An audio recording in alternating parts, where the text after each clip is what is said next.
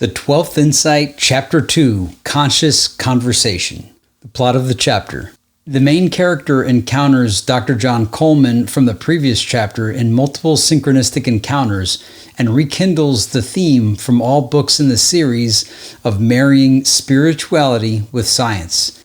Half of the chapter is dedicated to a recap of the second insight from the original Celestine prophecy. The characters of the chapter are Dr. John Coleman, who is a scientist who was fired from MIT because of his opposition to commercial interests buying particular outcomes of studies. He is interested in engaging in a method of inquiry that's honest and dedicated to truth. Rachel Banks. She's not really in the chapter, but she's spoken about, and she's a woman who's on her way to Sedona, and she knows about the document or the manuscript, whatever we're calling it in this book.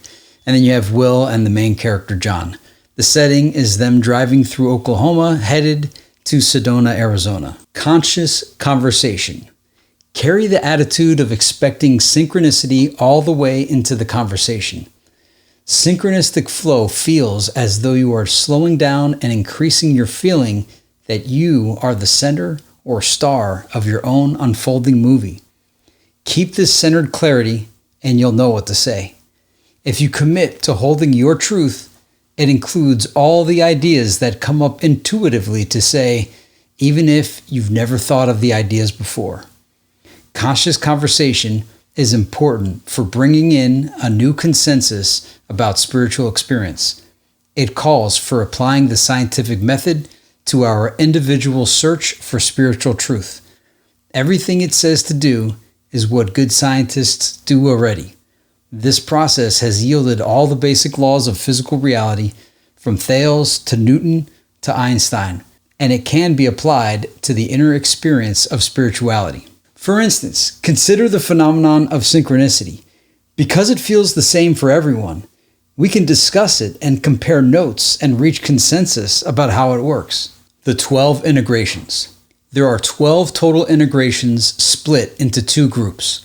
The first 5 integrations are called the Foundations of Spiritual Consciousness. The last 7 are called the Rise to Sacred Influence.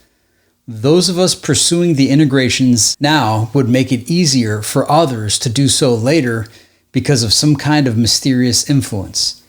The first integration says once synchronicity was being sustained, one should be on high alert, for it was that mysterious flow that would reveal the other integrations. The first integration showed us that expecting synchronicity and telling the absolute truth to others kept these mysterious coincidences coming. The second integration seemed to be saying that if everyone was doing that and thus staying awake, we would discover what we needed to know. The only things mentioned that weren't fully clarified yet were the idea of influence and the cryptic remark about keeping our energy up. The second integration.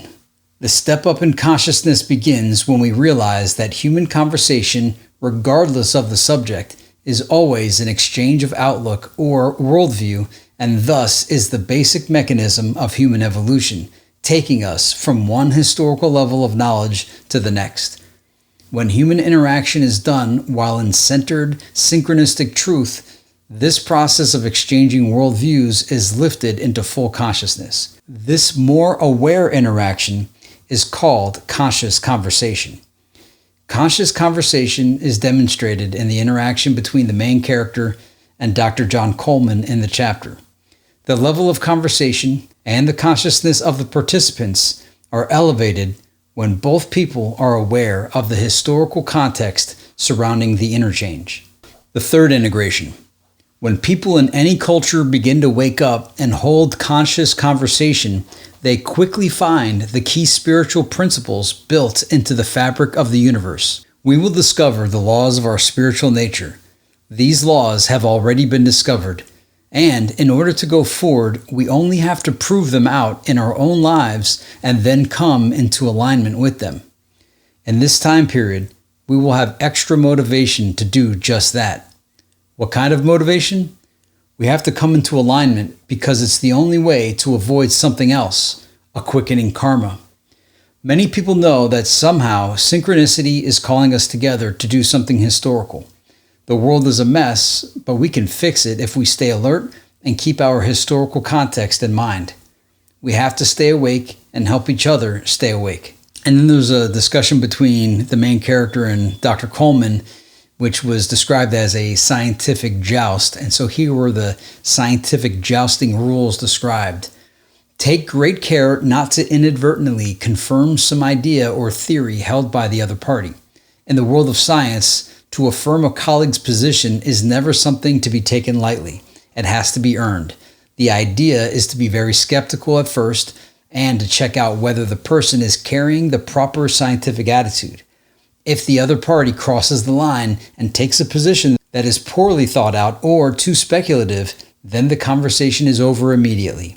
On the other hand, if the other person is being logical and tentative with his pronouncements, then the debate can go on. How to combat the joust with a spiritual angle. First, find out if the person is a skeptic or an idealist. Let them know that there is more to the universe than a strictly skeptical attitude allows them to experience. Sometimes you have to bracket your skepticism long enough to fully experience a new phenomenon. Don't you ever wonder if there's something real and universal behind people's spiritual experiences? We need science, but we also needed to look at everything. Perhaps synchronicity is part of the natural order of things. It should be investigated with the same vigor as a star or bacteria. Dr. Coleman defines science. Science is a very precise process where individuals explore and draw conclusions about the nature of the world around them. And its activity is very precise. One scientist suggests that something in nature works a certain way, and other scientists try to refute that hypothesis with other facts that they think are true. Slowly, consensus is reached about the issue. In turn, this conclusion about reality is replaced with something that is even more true, and so on. That's how scientific fact and the resulting social reality that flows from it is established. It is a precise, orderly process. Cracks in the scientific method. At least that's the way it's supposed to work. Lately, a lot of corruption has happened. Moneyed interests such as big pharmaceutical companies and food processors have taken over the medical schools and university departments with big grants, and now they get the results they want from studies. Other industries do the same thing, but health and food are the worst. It's pitiful. Dr. Russell Blaylock talks about why dangerous additives still remain in our food. Maybe the key is heightening public awareness of the scientific process and then applying it to every part of our world. Synchronicity is too subjective. The problem with science now is that the emphasis on basic truth is being lost. Once we start allowing too much speculation or corruption, the culture can slip into fantasy thinking and even delusionary movements. Civilization is hanging by a thread. It only takes so many people losing a grip on the basic laws of nature to undermine logical thinking and scientifically established reality altogether. And if that happens, we fall back into superstition and a new dark age. And that made me think of my teachers in the late 90s. They lamented the direction science was going into. There was a lot of theoretical physics and other magazine science to sell copies that was sensational. And they said that it wasn't real science. I didn't understand it at the time, but now in the future, I know what they were talking about. The natural laws of spirituality. What if a science of spirituality could be logical and orderly? No one wants a new dark age. What would it take for scientists to be able to study spiritual phenomena in a way that is orderly and logical? We would have to discover something like the natural laws of spirituality. The steps of scientific consensus. First, there will be ever larger areas of agreement as common experiences are discussed and found to be the same for everyone. Then these will coalesce into still larger principles, as with Newton's and Einstein's theories about the secular world. Eventually, we'll arrive at certain laws governing the whole thing, the basic natural laws of spirituality. And now this next part is the second insight revisited. I'm glad they revisited it because I've always found that the second insight was the most important insight from the original Celestine prophecy, in that if you don't understand the second insight, the rest of it doesn't make any sense. And it gives you a greater, even if you don't want to go with Celestine prophecy, the second insight's like If you skipped history class, here's a brief history of the Western world, but with a spiritual context to it, but not so much spiritual, with a practical. It really helps you understand why, the what, the where, the why, and the how we did everything that we did, and where we are now and where we're heading. So here goes the second insight revisited. The second insight was essentially an understanding of the longer history of Western society, in particular the psychological shift that happened at the beginning of the modern secular age. In essence, it marked an awakening in consciousness, one we've been having trouble holding on to ever since. The old prophecy had predicted we would one day be able to keep this longer history fully in mind as a surrounding context for our daily activities. And when we could, this historical understanding in itself would completely change our individual lives. It would keep us fully awake to the spiritual side of existence. The modern worldview, I knew, had begun just after the fall of the dark medieval period of history. In those times, there was no science in the West, no independent thought to speak of, and very little knowledge of natural causes. The men of the powerful Catholic Church ruled people's minds and decreed that all the events we now call natural operated solely through the hand of God, including birth, all the challenges of life, and illnesses, death, and what came after, heaven or hell. The churchmen declared themselves the only interpreters of God's will, and they fought hard for centuries to disallow any challenge to this authority. The second insight, the Renaissance. But then the Renaissance began, motivated by an increasing distrust of the churchmen and a growing awareness that our real knowledge of the world around us was woefully incomplete. Other influences quickly followed: the invention of the printing press, a greater awareness of the philosophies of the ancient Greeks, and the discoveries of the early astronomers such as Copernicus and Galileo, which contradicted the astronomy espoused by the churchmen. When the Protestant Reformation occurred, a direct rejection of papal authority, the structures of the medieval world began to completely break down, and with them, the established reality of the people.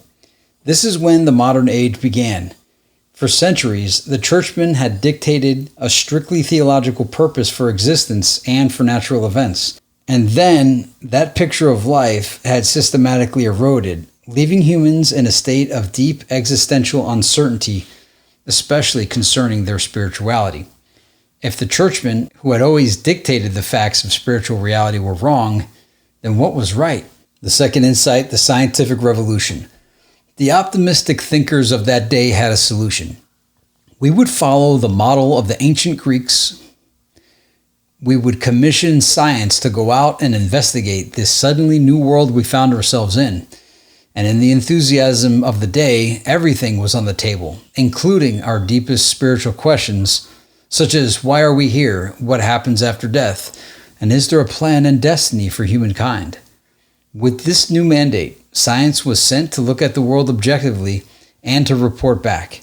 Over the centuries, it wonderfully mapped the physical realities of nature, from the movement of galaxies and planets to the biology of our bodies, the dynamics of weather systems, and the secrets of food production.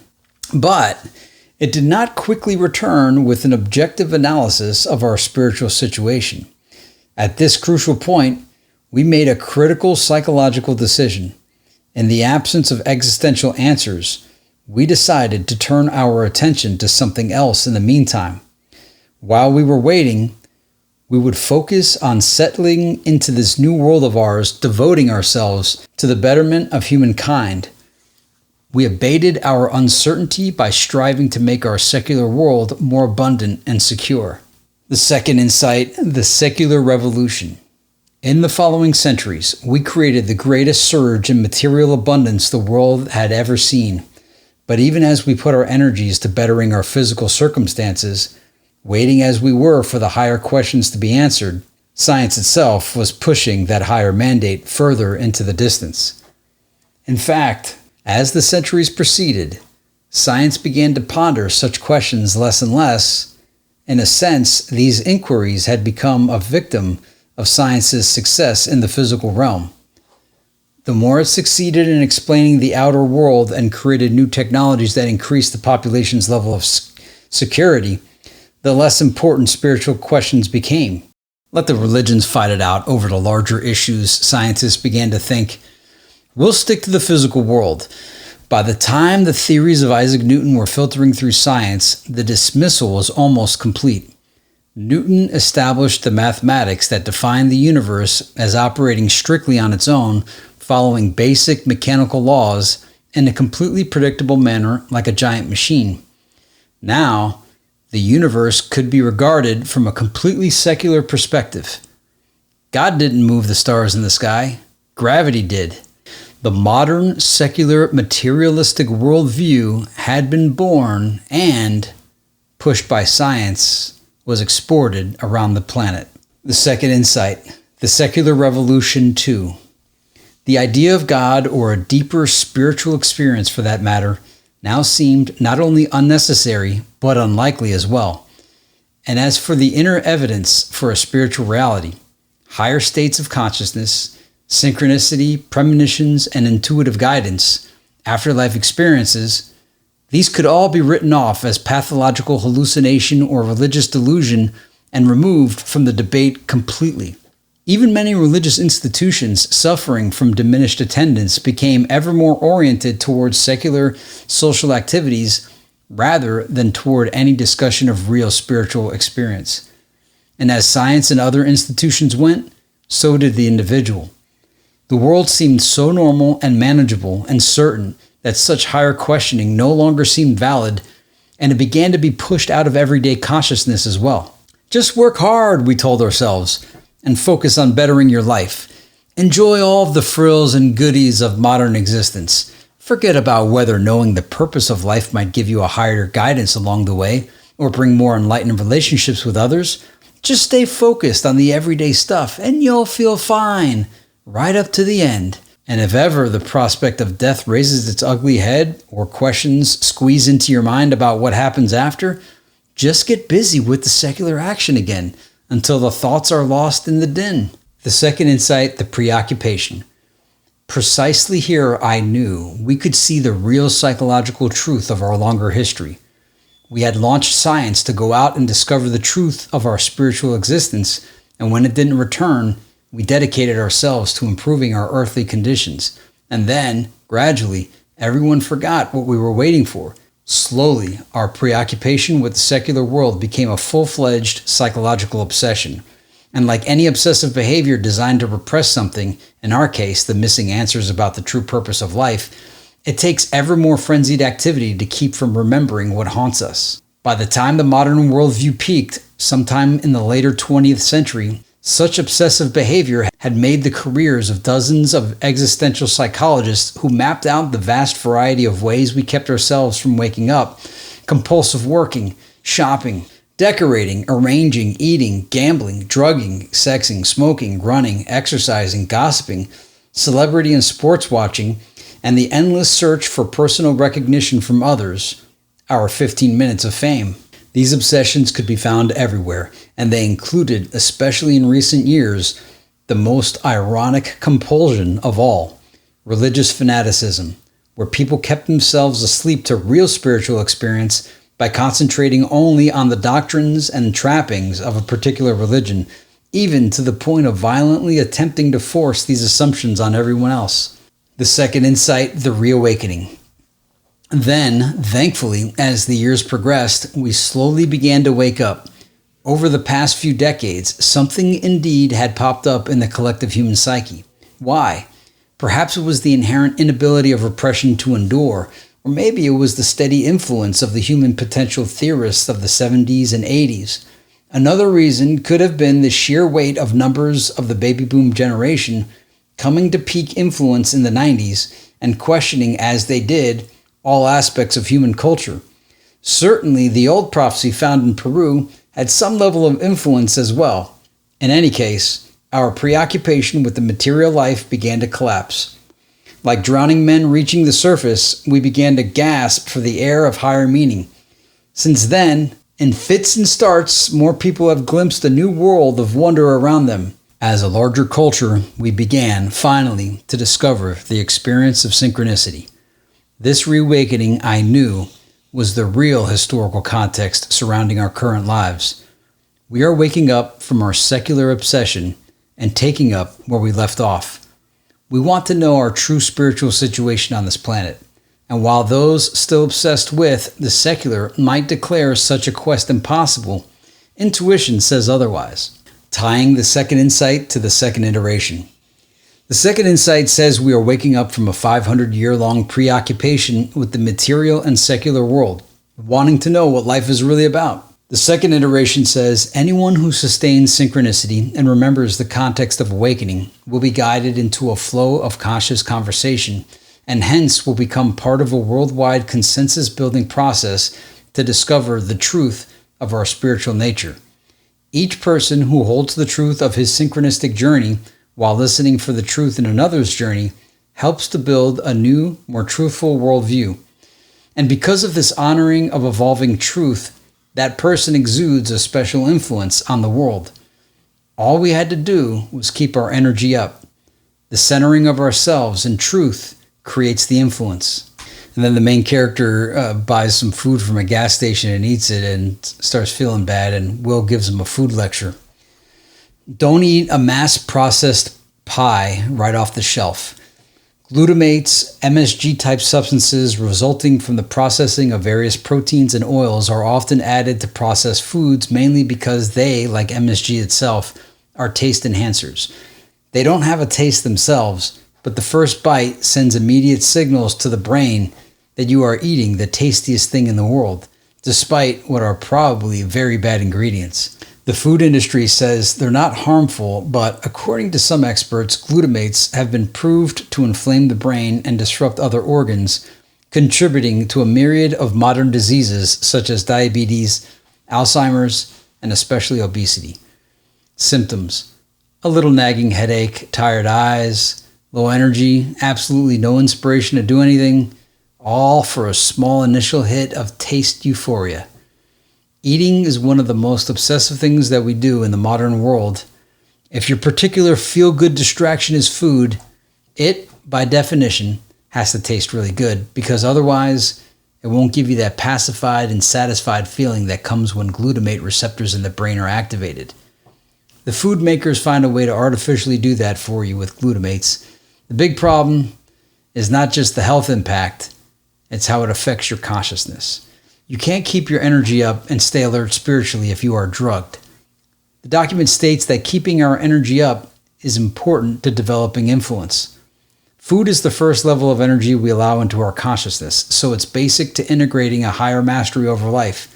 And the ironic thing is that real food, the kind that's organic and pure and freshly picked, stimulates those same receptors in the brain and gives us just as much natural euphoria without bringing us down later. Did you know that most people have never tasted a fresh-picked organic vegetable? Most of what we buy in regular stores is weeks old and stone dead. Shop at organic food stores and farmers markets. Have steamed vegetables for a great nutritious meal. Kant's categorical imperative. The document speaks of something Immanuel Kant advocated centuries ago with his idea of a categorical imperative. Kant was the father of a philosophy called phenomenology, which essentially called for thinkers to suspend their ordinary way of looking at a given phenomenon in nature in order to see it in a fresh way. The imperative idea is living and conducting yourself as if other people would be compelled to live and believe the exact same way as you, because that is the exact influence we actually have on them. Everyone has to not only be honest, but tentative in their beliefs before making great proclamations. Otherwise, we can be pulling others in the wrong direction just by this mysterious influence we have on them. The document says that we have to come to grips with the fact that our personal reality is contagious. Each of us must first and foremost prove to ourselves that our conclusions about spirituality actually work before we pass them along as truth. And because we are adding spiritual knowledge to our secular reality, we should use logic first as we proceed. When we feel convinced inside that our spiritual experiences are real, then we must live them fully and openly and tell everyone about them, because if there really is an influence, then it helps everyone get to a higher level of experience faster. How many people out there have noticed the same quickening? Were we already influencing one another to wake up to conscious conversation and to Kant's mysterious influence? And if so, where would our consciousness go next? Thanks for watching this recap of the 12th Insight, second chapter, Conscious Conversation.